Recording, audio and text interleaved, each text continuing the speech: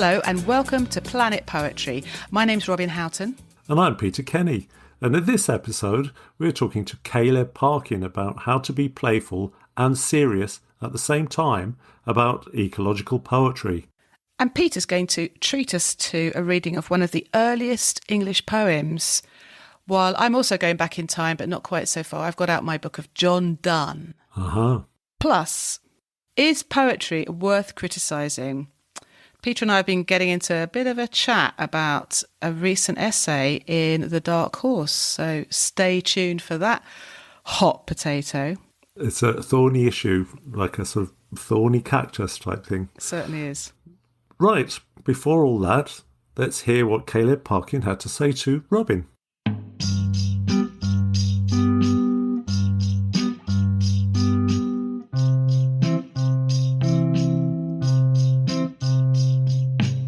Caleb Parkin, Bristol City Poet 2020 to 2022, has poems in The Guardian, The Rialto, The Poetry Review and many more.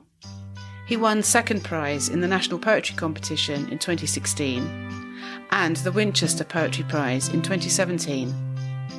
He's a tutor for the Poetry Society, the Poetry School and others, and he holds an MSc in creative writing for therapeutic purposes.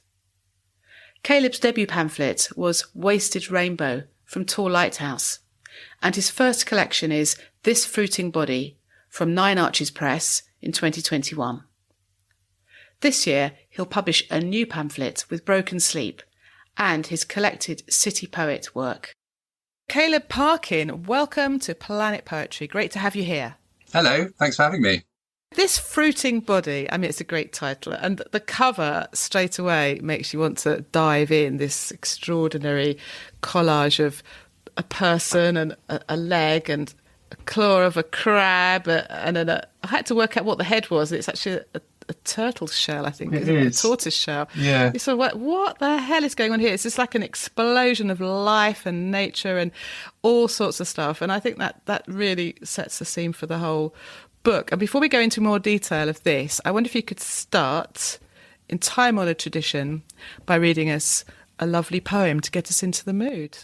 Yes, absolutely. And this is a great one to start because there were originally, I think, 7 or 8 outdoors store poems because I found them such interesting spaces. And then Jane actually said, I think you can strip those out and just keep 1 or 2.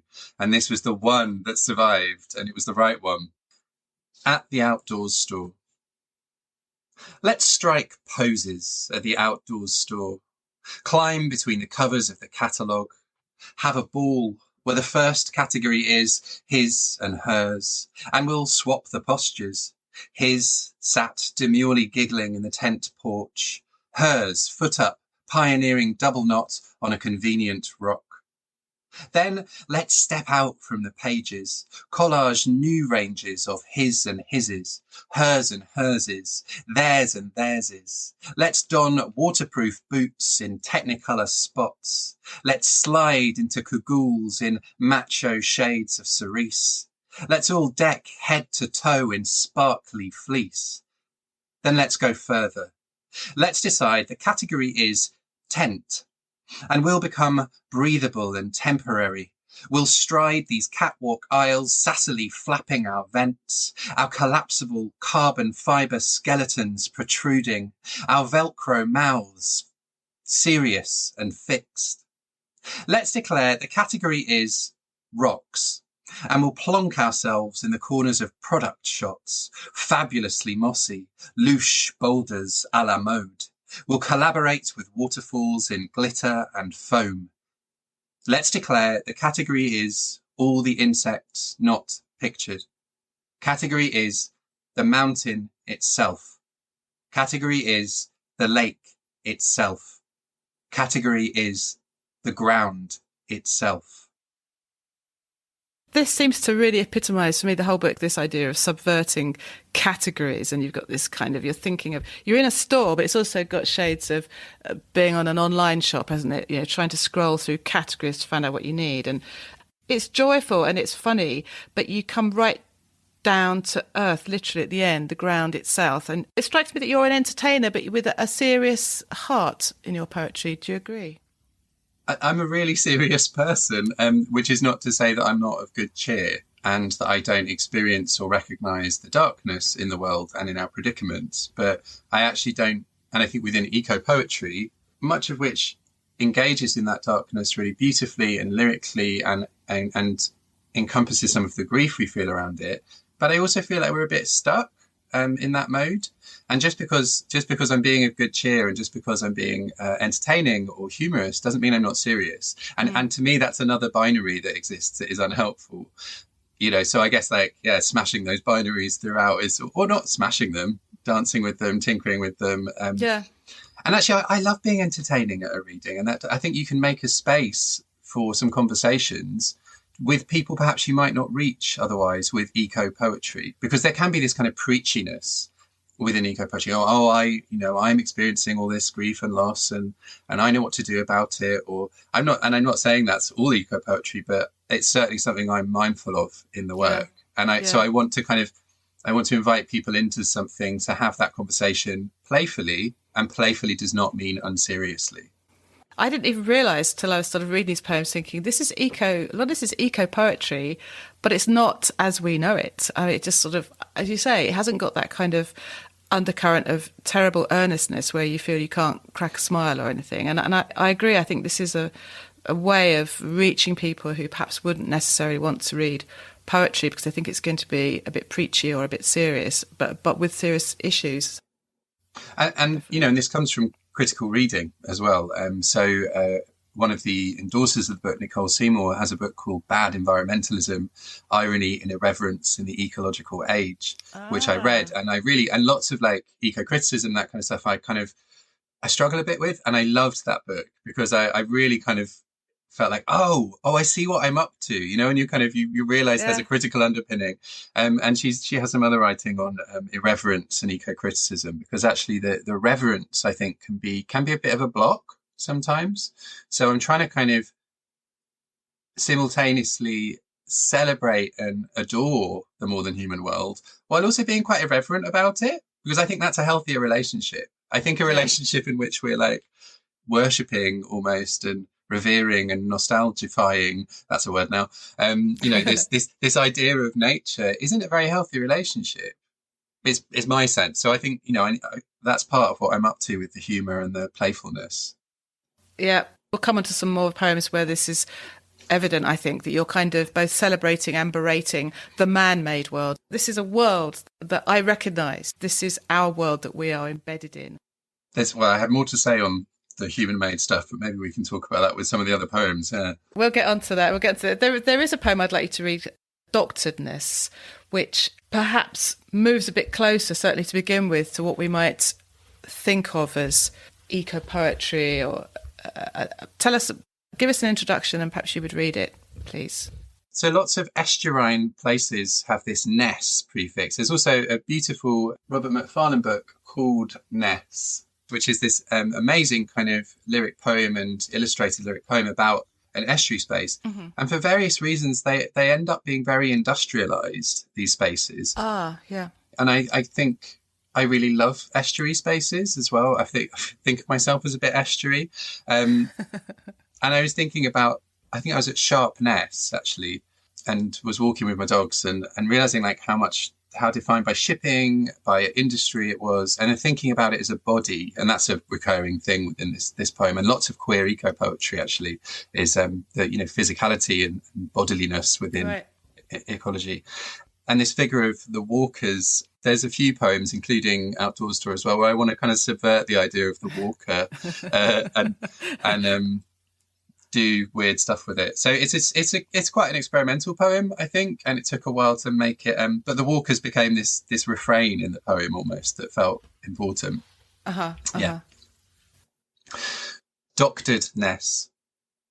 Estuary, untouchable estuary. Every such body sneezes out bridges. Lego brick cooling towers, jagged through walkers' luminous socks. Blue and resistant on the swollen path. Water's brackish meaning mouths over silent ridges, this bent and mottled sky, Burnt matchstick trees flicked from orbit, set down in perfect lines. Walkers' faces ogle in their hundreds. They crackle on the bank, a Nordic pole millipede. Out of touch estuary wants its flesh formally interviewed, invites diggers. Untouched bed where worm faces churn dreams of chimney implementation. Walkers on the bank, an endless perforation. Untouched, touch, retouch estuary, bottle flotsam correlations. Neon beacons pick at this dusk. Walkers, backlit, anonymous interviewees with their chalk membrane dogs. Guttural estuary, insatiable glottal stop estuary, unlit warehouse of stacked tidal printouts. Walkers on hands, knees, elbows, army crawl on bellies, initiate the protocol, administer the remains. That's a very powerful ending. Administer the remains. And there's no full stop. There's no punctuation. So there's this suggestion of this process that's ongoing and has been going on forever. I like the out of touch estuary. It's kind of been overtaken by something that it can't fight back against. And yet it's kind of inviting industrialization.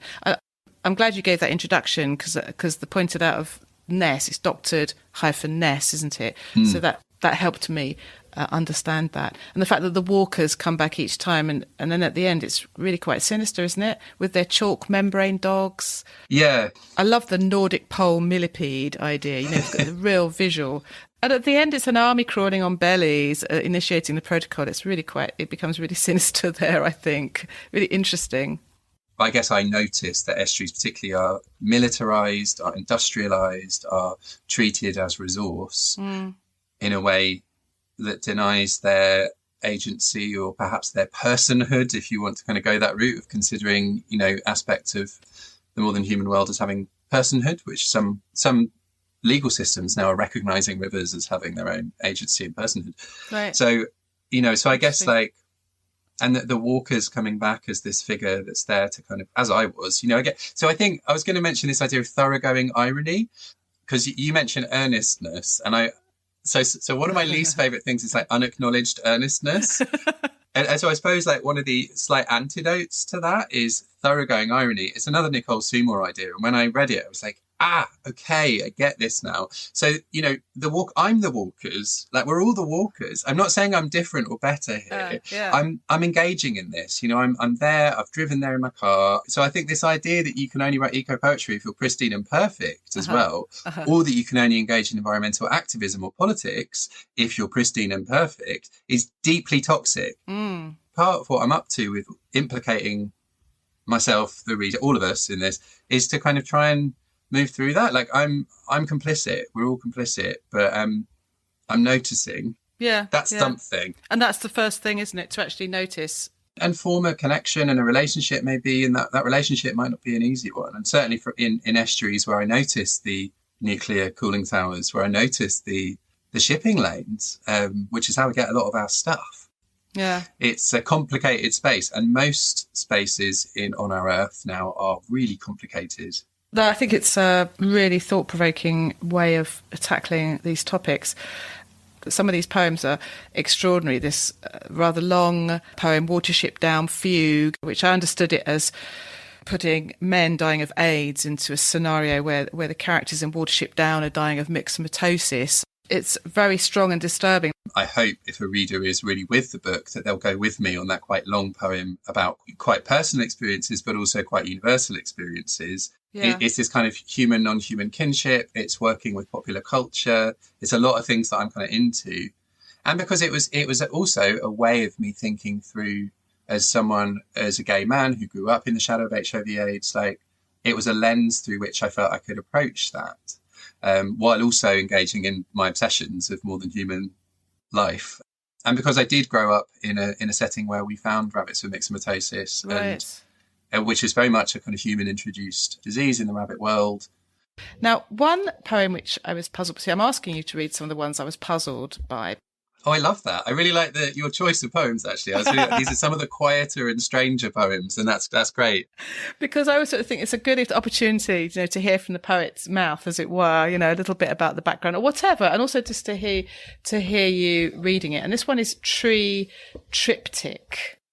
Yeah, Tree Triptych. I started thinking about, I guess, our relationship to trees, and then I set up this triptych in the poem, which is epistolary. So it's 3 short letters between trees, men, and saplings. But sort of saplings are sort of young men and young gay men, particularly, I guess. And I don't know, I wanted it to be this strange triangle between those, where men became trees became men. And I sort of merged all 3 as a reflection, a sort of intergenerational reflection on how things might have changed for younger queer people.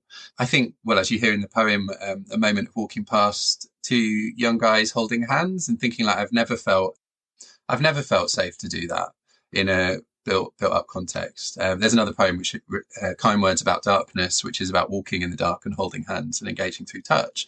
But I don't feel safe doing that in a city. That's partly because of my experiences growing up. Some are really homophobic. And anyway, so but then bringing it together with this idea of trees and being, am I a man, am I a tree? Just really kind of playing with those ideas. Tree Triptych. Dear men, is it right that we peer beneath your skin? In summer light, your arms are curved roots planted in the bright grass of teeming parks. You generate energy on trendy drop handles, bristling and bipedal, the strands of your triceps bracing firm and furry hands. Your fleshy trunks heft evergreen carrier bags, grasp lovers as if love was a real and vital fungus. Yours affectionately, Trees. Dear trees, is it wrong we objectify you this way? Your leaves offer gruff green nothings across dusty lanes, stamp shadows on hairpin roads. On prime hillside you huddle and creak, gesture resolutely skyward as you rehearse at being lecterns, desks, gavels. As your mycorrhiza disintegrates, you dig into cellophane diets with the tips of roots. Yours suspiciously, saplings.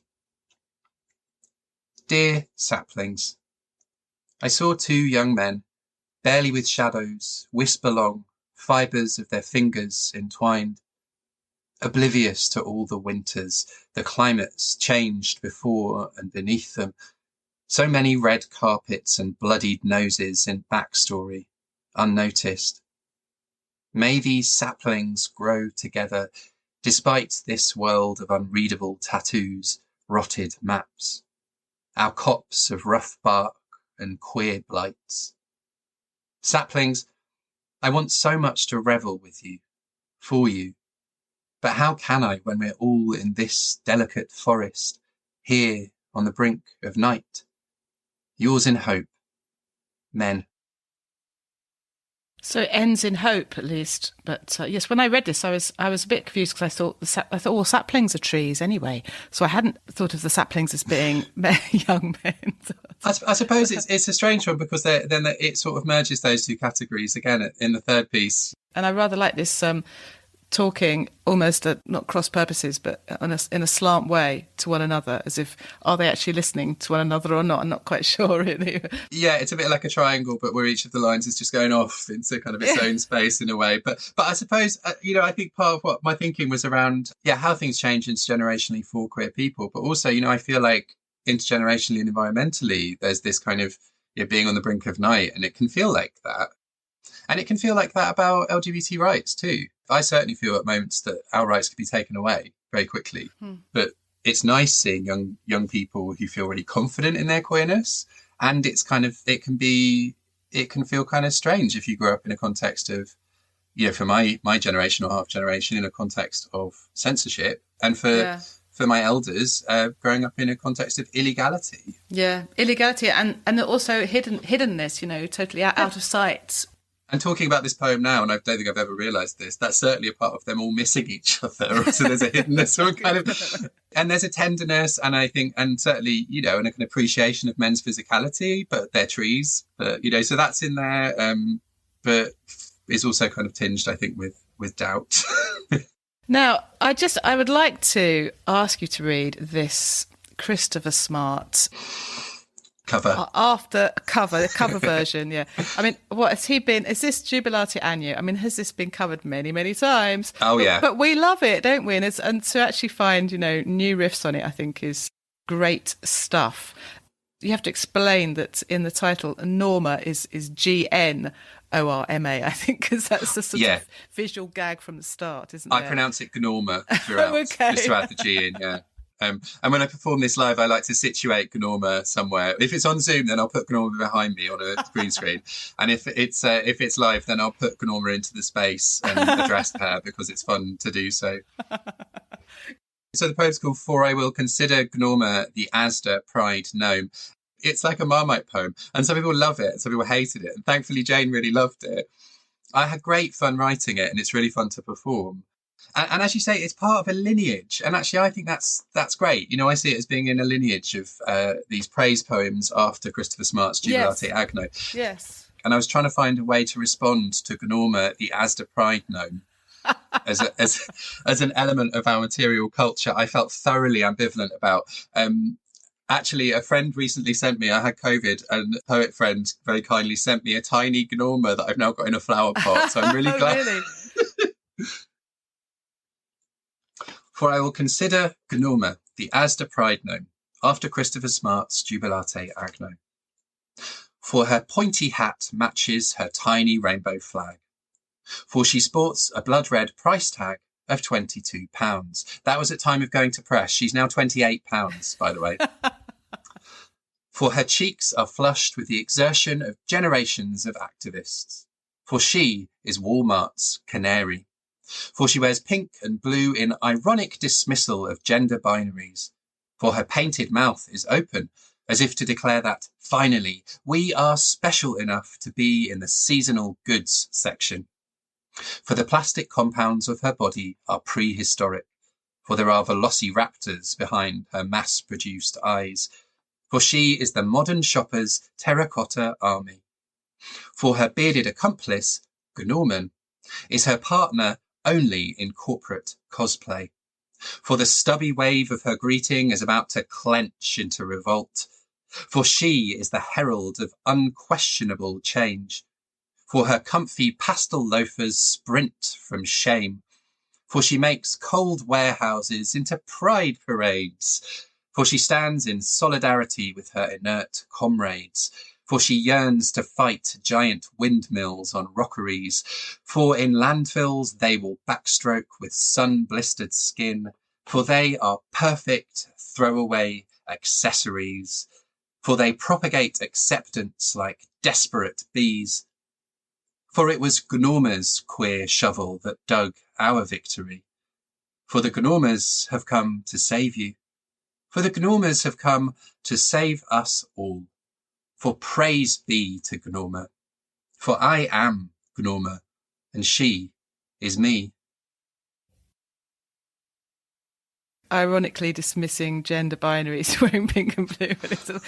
And yet there is this sense that, you know, Asda is putting something out for pride. That's something, isn't it, as a start? Yeah. Who said poetry is the strong expression of mixed feelings? And and I think, for me, like, this is one of my poems. It's very playful, but it's a very strong expression of mixed feelings. And certainly, on the one hand, sure, it's great that Asda are embracing pride, but they're only embracing pride for profitability. It's pink washing. And obviously, like, most of these will, as I say in the poem, end up in landfill. It's more plastic crap. Yeah. The perfect throwaway accessories, as you say.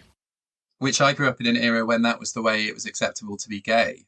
Like, do you know what I mean? And there's you can be the gay best friend. You can be, yes, yeah. You know, you can't be problematic or tricky or empowered or sexual. You can be a throwaway accessory. Yeah. So that line for me, I always say with some venom. Now, I haven't really asked you about your role as Bristol City Poet. And how did you get into that role? Yeah, so I'm coming towards the end of my tenure of 2 years. I'm really glad that they do it for 2 years because, as we know, poetry happens in sort of deep time, geological time. So it's nice that there's some space to develop the role, and I've really loved it. Actually, it's been may you live in interesting times, and blimey, we do. Yeah. I got into it by applying, and I really went for it, feeling like this is a good time for me to do this because themes of environment and inclusive environmentalism and writing for well-being. So I studied an MSc creative writing for therapeutic purposes. Right. And so that kind of therapeutic awareness at a time when so many people were experiencing various traumas, and how I approached my commissions and my work with that awareness, I was like, I did feel going into it, I was like, no, this is a good moment for me to do this. Yeah. And that was a nice feeling. So part of the role is to respond to big cultural events and happenings through commission poems, through some public-facing events. And I've written commissions. Actually, I'm going to share one of those as my additional poem, which I could do in a moment if that's okay. Yeah, definitely. But of course, we've been living at a time when events don't happen, or they happen in a very modified way. It's been a good challenge to respond to that in a way that feels congruent. I've got 3 more commissions that I'm working on. I've just done one about local democracy in a non-partisan way, and I did an alpha poem. So an abecedarian, which mentions all the wards in Bristol and lots of ways people can get involved in local democracy for whichever party they're involved in. Excellent. I know, and I'm struggling to not say what I really think about that right now. That's a problem of being a poet laureate of any type, isn't it, I think? You know what? I think it's a really interesting challenge. So, I've been asked to write things responding to the pandemic and lockdowns and loss, which I wrote as a sonnet. Recently, I've been asked to respond to forced migration, to refugees. I say forced migrants usually. And I'm going to do that in a really collaborative way because I don't have lived experience of that. But what I'm hoping is that commission I might not even be in that commission, but I might have stewarded the process. So I think there's moments when that's the important thing, to get out of the way or acknowledge your positionality within the poem. It sounds really interesting, really interesting. So as we're sort of on that topic, is there something you wanted a new poem that you'd like to read, something that's not in the collection or something a bit different? Yeah. Definitely. So this one is interesting because it never saw the light of day or the light of the event it was meant to be at. It was to commemorate the 80th anniversary of the Atlantic Charter. And this was 1941 charter between the UK and US about American and British goals for the world after the end of World War II. So this, again, is an interesting moment when I was like, not sure about military might of the UK and the US. And it was meant to be an event where there were dignitaries, ambassadors, all of these folks involved, many naval people as well. Yeah. So, it's thinking through what's going to work for them and what's going to work for me. Yeah, yeah. So I wrote a poem that takes Macefield's Sea Fever as its basis. So it's very lyrical. Yes, lovely. It was going to be on this event on SS Great Britain. So it's very shippy.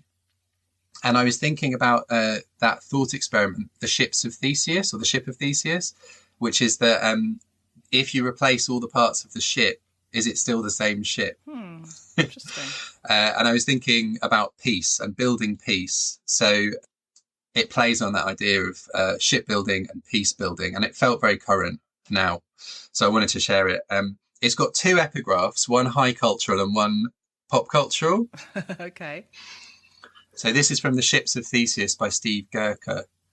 Every ship like a casket of words, bulkhead, transom, mast steps.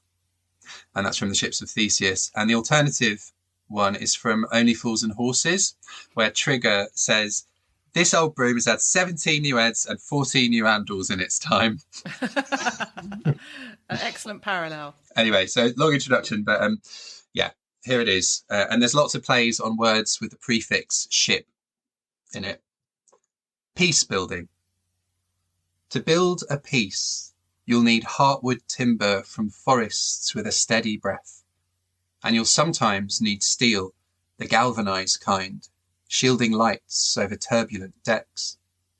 For a peace that's strong, build a singular hull, but with boundaries welded within, and a solid wisdom to endure the dark whirls, a knowledge that water will win. To build a peace, you'll need a rudder that holds firm to a stately stern, and a deft propeller to trouble the currents, a flag to welcome or warn. For a peace that endures, choose a sturdy design from a peace-right's weathered hands, and the hands of the peace-wrecked, your peacemates too, gathered over peace-shaped plans. To build a peace, you'll need mast steps or crow's nest, a radar to broaden your view, and to heed the albatross's gossip, sense the squalls that swell within crews. For a peace that won't rot, weld 2 lucky coins beneath your peace's upright heart, then renew each rusted bolt until peace, unfamiliar, gleams into port. That's lovely. Very clever. Thank you. I liked all the references in there as well, including the albatross. And, I'm sort of thinking, I'm trying to picture being a traditional kind of military person listening. And there's nothing there to be offended by. And it's certainly thought-provoking. But I feel like I smuggled through some ideas if you look at the imagery that... Yeah, you're feeling a bit clever, aren't you? A little bit subversive there on that one. well, I just feel like, it's about peace, which, of course, sometimes the armed forces are part of peace. Should be the aim, shouldn't it? Yeah, right. But as peacekeeping forces, I don't think that's always the case. But anyway, I felt like the musicality of that poem carried it along. And when you spent time with it, it would ask you some questions that might be helpful for people in that world. So I think with all of these commissions, I see them as gifts. Yes. And I have to think about who that gift is for. And doing that's really a really nice process, actually. Yeah. Thank you for sharing that. It's really interesting. Now, there's time for one more poem, I think.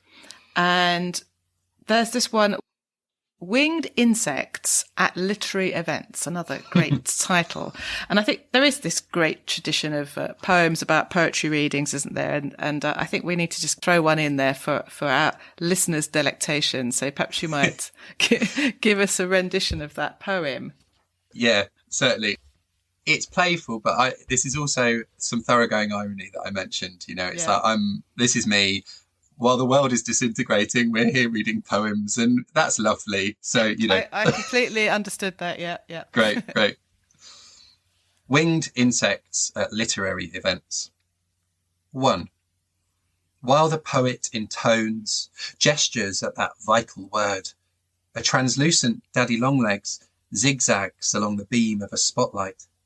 Contained in that diagonal column of dust, it hurtles up like a planet swallowed by an imploding star.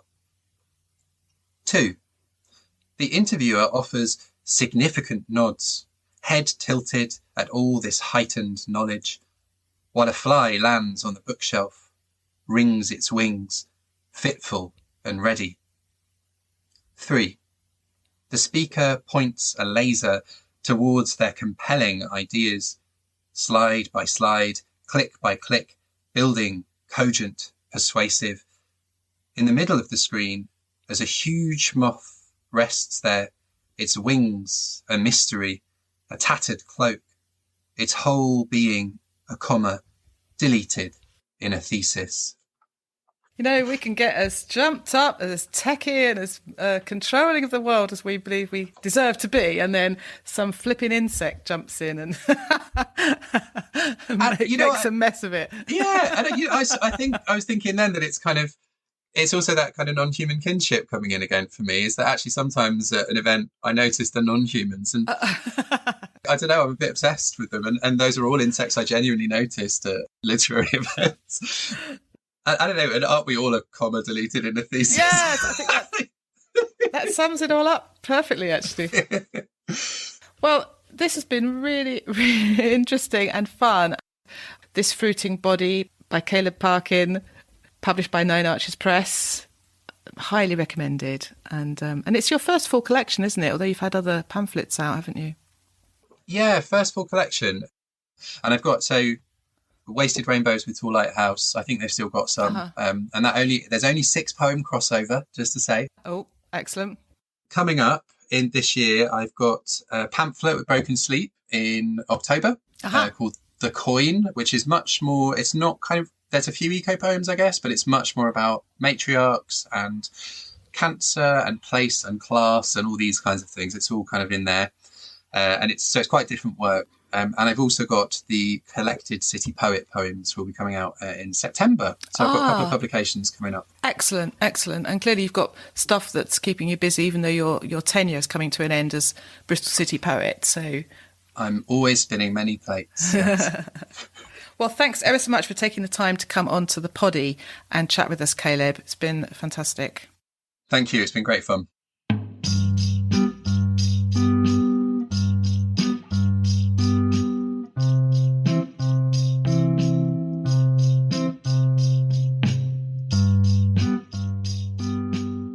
So that was great to get Caleb Parkin's perspective on eco poetry. I love the idea of being playful doesn't mean you have to be unserious. And there was a kind of serious thread to what he was doing, but there was so much joy and kind of lightness in the language too. Yeah, really, really clever. Yeah, this sort of new way of tackling eco poetry, but it felt different. The whole book feels like an explosion of life and a celebration of nature and humanity, and yet he's very hard hitting the way he berates man, as it were. Yeah. For all that we've done, not just done to the world, but, you know. Yeah, because he was sort of saying that we're all complicit, you know, in this idea that, you know, you stand apart, this noble poet that's kind of lamenting nature with your hands all clean. Yeah, I completely buy that, you know. Yeah, that's right. That poem, it was Doctoredness, I think, when he talked, didn't he, about how, you know, he is one of those who drives to this estuary and goes for a walk. And I love that. That particular poem was my favourite of the ones he read. It's funny how a phrase jumps out at you. I remember the luminous sock from it. I don't know why. But I also thought it was it was alchemical, you know. You had all these words and descriptions, but it really took on a kind of weird, exciting life of its own, that poem. It was a really excellent poem, I thought. There was something, I don't know if you remember, on Planet Poetry a while ago, you read a poem by Thomas Transtromer. Oh, yes. There was something about it, something about the soul of it that reminded me of that poem. Huh. Interesting. The kind of seeing natural processes underneath and undermining, you know, what man has done, and that relationship between the two. Yeah, but I liked it that, as we were saying about his idea about not having to be pristine or perfect, his aliveness to human and non-human kinship, and like that last poem when he was noticing all the insects in poetry readings, just how there's that kind of animal life going on at the same time. Yes. And, you know, how he's like he seems to be as a person quite tuned into it. Yes, indeed. I mean, who amongst us hasn't been in a poetry reading where you start noticing random things like that? There were so many great poems in this book we didn't get a chance to obviously cover. You know, we can only do a taster, can't we? But there was another lovely one about where he compares the idea of a hermit crab going from one shell to another to a man deciding on his next new car. Yeah. It's just a really clever, funny and serious, this whole kind of, you know, critiquing the seriousness with which we take our cars with this creature that has to move to survive. I like the tree triptych, which is very difficult tripping to up say. on the triptych, yes. But again, that sort of played to that human and non-human kinship. I like the way it sort of wove in his own kind of identity. You know, earlier on in the interview, he was talking about the gay experience and the different generations of people, and how he's almost startled by the openness of younger people now, that they're able to do without being, you know, physically threatened and so on. Yes, yes. And how that morphed into this kind of trees and saplings, but also it was a dialogue between people and trees. Also, when he spoke about that poem afterwards, and he was saying, wasn't he, he was sort of seeing things into it, or he was still working through it and working it out and still working on it almost. And I like that about poetry anyway. It's often the case, isn't it? One writes a poem, but when is it finished? The big question. And yeah. It was kind of making me think of Jory Graham that we were talking about in the last episode. But even though his poems are very crafted, there's that sense of you're there almost watching somebody think. Yeah. Yeah, and I suppose with a lot of eco poetry, there's that kind of sense of perhaps finger wagging or being hectored at or whatever, and that sort of thing makes you realise the writer has got fixed ideas about what's right and wrong, whereas Caleb's work seems to explore the options and not point any moral fingers or whatever, because we're all complicit in it too, but noticing it and making us notice it. And he's clearly happy to challenge himself. The way he tackled the commission from the sort of armed forces, the poem that became where he substituted peace for ship. He really kind of thought about how to approach that, and he was able to put his own opinions aside and work on it as a work of art, as a poem, and did a fantastic job. I really liked that poem. Thought they were very enjoyable poems. There's the playfulness, The serious topics come at you in a way that's completely digestible.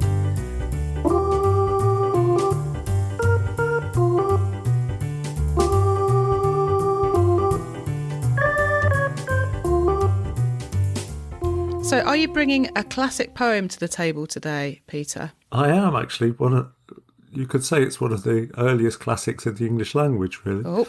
Yeah, I've got a bit of a backstory on this. It's the poem is called The Ruin, and it's found in a collection of the earliest English poems and was published in the Exeter book in the 10th century and was probably written in the 8th or 9th century. And the setup of it is there's these Anglo-Saxons that are kind of exploring the west of England, and they come across this ruined city that was, built in stone and tremendously, an impressive ruin. And the Anglo-Saxons tended to build more huts and build in wood and things. So this idea of building these enormous stone buildings was tremendously impressive to them in itself. My own personal history with it was years ago, I tried to write a play based on this poem. And I wrote the play, but I didn't get it performed for a variety of reasons, probably the chief of which that it wasn't very good. Modest. Couldn't get the funding, innit? But the poem has kind of stayed with me. I don't know if you have this of, there being a set of poems, a small cluster of poems that kind of form the bedrock of what you think are the poems you like. Do you have that, Robin? Well, not sure. Tricky question. Elaborate. I don't know. There's kind of half a dozen poems that set the coordinates for the poetry I like. I mean, in this one, The Ruin, it's all about kind of time. But I love the fact that, the poet is somebody in the 7th or 8th century, which seems like really long time to us, but actually looking back on the ruins of a previous century. And it really makes you think about the passage of time and how civilizations come and go, and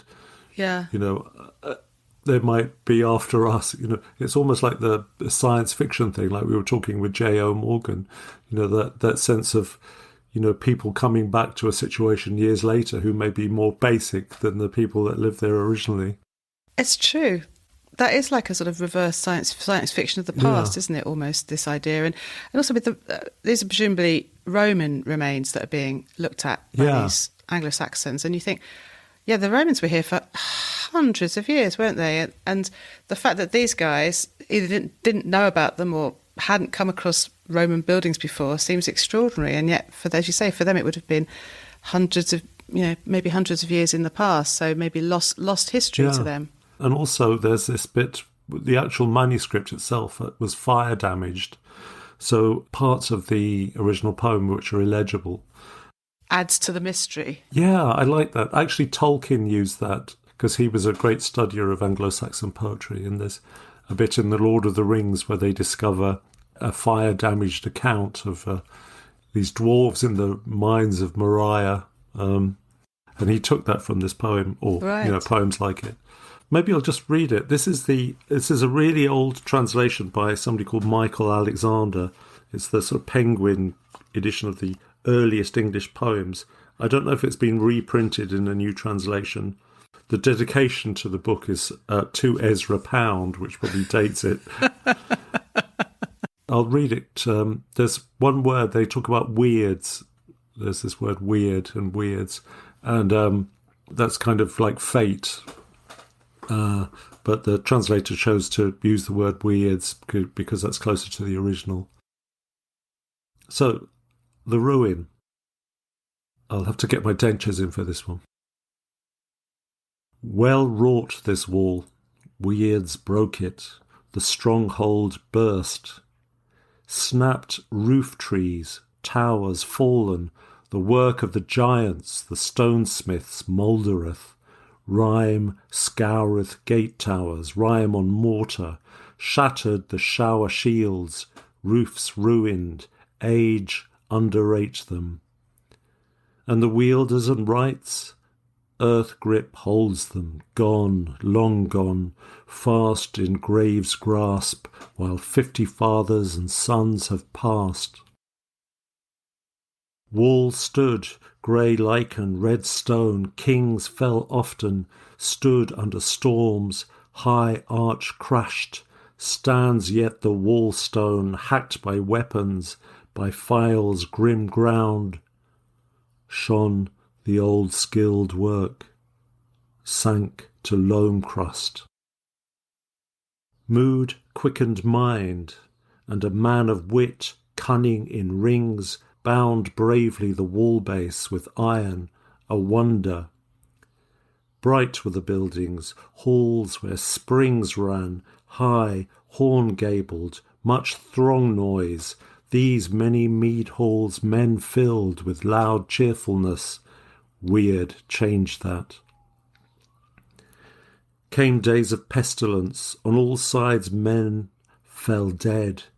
Death fetched off the flower of the people, where they stood to fight, waste places, and on the Acropolis ruins. Hosts who would build again shrank to the earth. Therefore are these courts dreary, and that red arch twisteth tiles, rieth from roof ridge, reacheth groundwards, broken blocks. There once many a man, mood-glad, gold-bright, of gleams garnished, flushed with wine-pride, flashing war-gear, gazed on wrought gemstones, on gold, on silver, on wealth held and hoarded, on light-filled amber.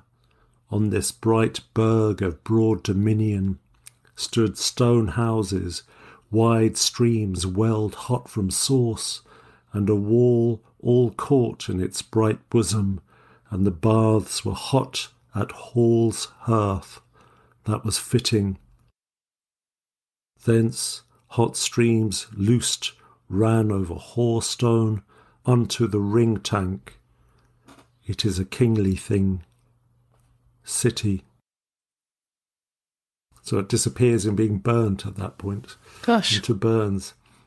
But I love that. What's kind of interesting to me as well is the way they're describing, all the warriors all shouting, swilling beers down in the mead hall and things. Yeah, yeah. That's what Anglo-Saxons would be doing in those places. So yes, they put themselves in the shoes of, as one would. How does one imagine a different culture? Civilization, yeah. But I love all the detail of it. It's so contracted, I love the death fetched off the flower of the people, and men flushed with wine pride. Wine pride, that's a good word. That should still be a word. So this is a translation from the Anglo-Saxon. There's lots of alliteration, and was that all there in the original? Has the translator tried to conserve all of that? No, Anglo-Saxon, is all about alliteration. Is their big way of doing it. Is that the big thing? Yeah. But I just love it. It's just a glimpse into another world. But it is like an ancient science fiction, because to the point where they're imagining that all these people were killed off by a plague, for example, or, what they were doing. They're all in there boozing away, counting all their wealth and looking at amber, jewels. And things, having hot baths by the fire. There is that thought that on this ruin was Bath. Okay, the hot baths. I mean, there are other theories, but I quite like the bath idea. No, great stuff. Love that. Yeah, so that's way back in time. What have you been reading, Robin?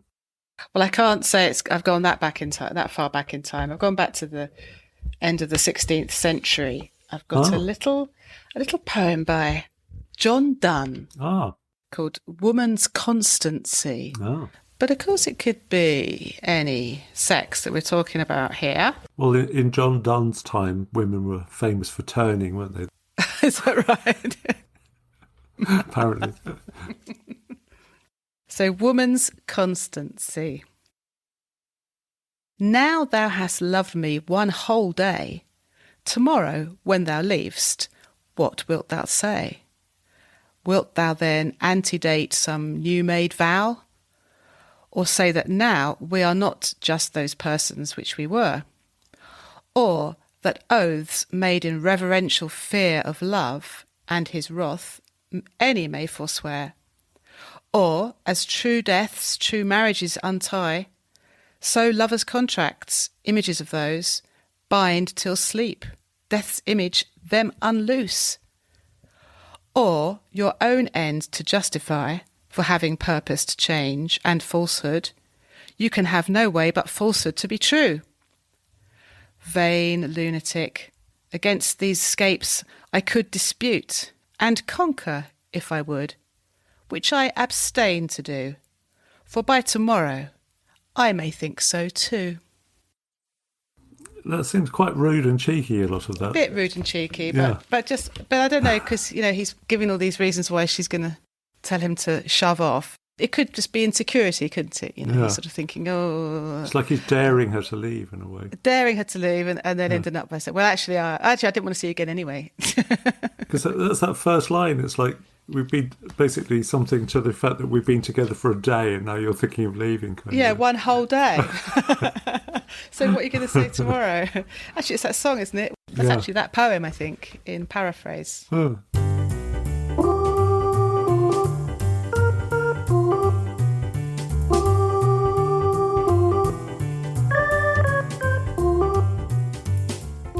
Well, I was reading the recent issue of The Dark Horse. Oh, yeah. It has a reputation for not pulling its punches, as they say, in terms of articles. So I would say in most issues there's an essay or an article that is quite interesting or even provocative, I think. And in this issue, there's a piece by Maitreya Bandhu, the Buddhist poet, who is talking about poetry criticism, and it's entitled Paid Patter, Is Poetry Worth Criticising? He's reread this book by Dana Joyer, an American critic, and he's making the point that he doesn't feel that there is such a thing as genuine poetry criticism these days, that it's all become a bit too much like PR. Like every book is praised to the high heavens. No one dares criticise or say anything against current trends. And he's quite forthright. Quite early in the piece, he says, and I quote, "At least 3 trends are killing our assessment of contemporary poetry: fear and reputational risk, an overprotective poetry press unwilling to criticise new writing, and the substitution of socio-political concerns for artistic imagination." I mean, that's telling it as it is, isn't it? Yeah, I've read this too. The idea of fear and reputational risk. I mean, so much of what he's saying seems to ring true because it is such a small world, isn't it? And there's that sense of we all know each other or a tweet away from one another. Yes. If you give somebody a Bowser of a review, for example, you're almost certain to see them at a poetry reading or... Exactly, or they may be the judge on your next competition that you're up for. And I think he makes the point that 30 years ago or more, critics were more critical. It was more like reading an actual review as one would expect to read of a fiction in newspapers or magazines. Yeah. It wasn't always, yes, this is great, this is great. It wasn't even, which I think is something I think I've been guilty of, when reviewing something, only talking about the good bits and leaving out anything negative. allowing the reader either to read between the lines or not. And that way you play safe, you're not upsetting anyone. I mean, and it is a cop-out. I do admit it. Yeah, I've on occasion done the same thing, I think, because he makes the point about, those people were on the side of the reader rather than on the side of their poetry mates or wearing kid gloves, when talking about other poets. Yes. It did make me think about, what we're doing with our podcast, really, because he is a bit disparaging about the idea of, people that are just praising what they like and not really mentioning what they don't like, because then it sort of undermines the value of the praise somehow. Yes. And I think we've both kind of felt intuitively that what's the point of, spending time reviewing work that we don't really like, or meeting poets whose work doesn't do much for us. Yeah, so we have that choice in who we invite on, or we don't set ourselves up as reviewers or critics in that sense. Yeah. And what about this point that the substitution of socio-political concerns for artistic imagination? I mean, that's another of the points that he hits home, that basically he says a surefire way to win new readers, it would seem, is to praise poetry's unsettling courage, difficulty, or shock value. It's hard for the reader to tell if a poem is strong because its poetry is strong, or because it contains illicit or disturbing subject matter. Are we being lazy by not actually looking at the poetics at work?